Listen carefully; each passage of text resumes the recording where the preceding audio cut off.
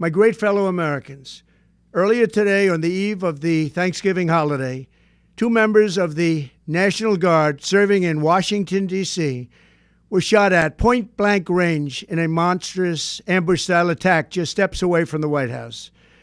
They had been deputized as part of the most successful public safety and national security mission in the history of our nation's capital, the D.C. Safe and Beautiful Task Force, which has achieved an unprecedented reduction in violent crime and crimes of all type.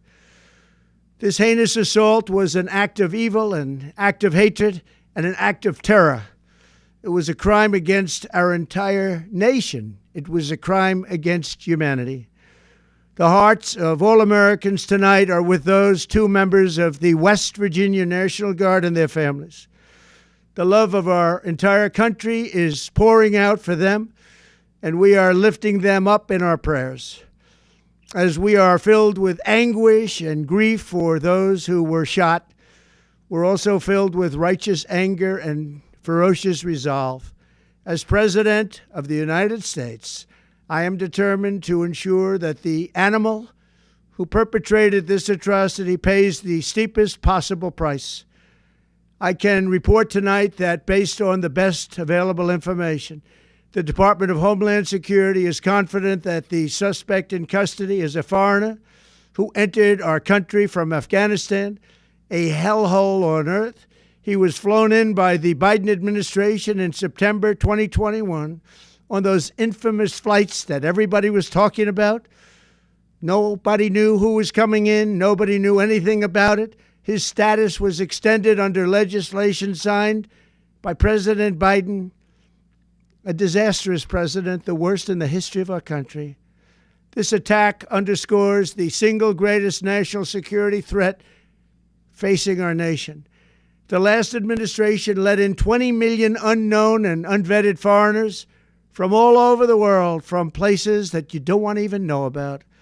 No country can tolerate such a risk to our very survival.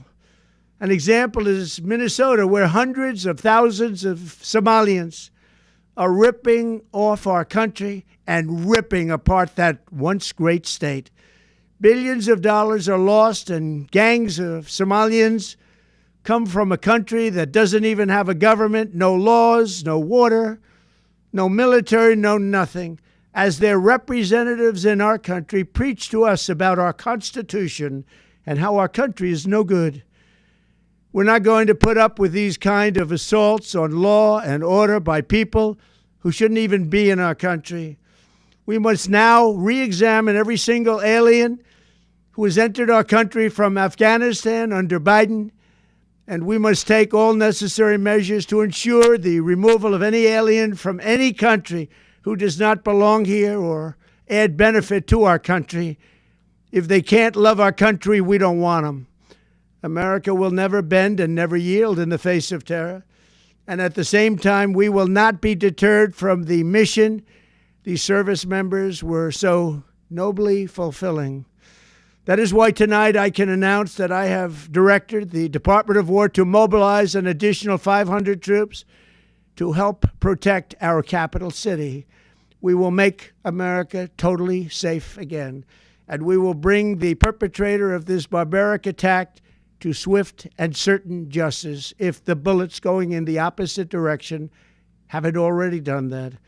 During this time of the year, when we gather at home with loved ones, these 2 patriots were wearing the uniform of our country, patrolling the streets of our capital.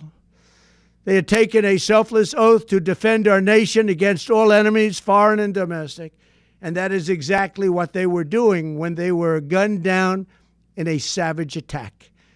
I want to express my extraordinary gratitude to every member of the United States military who is deployed tonight, at home and abroad.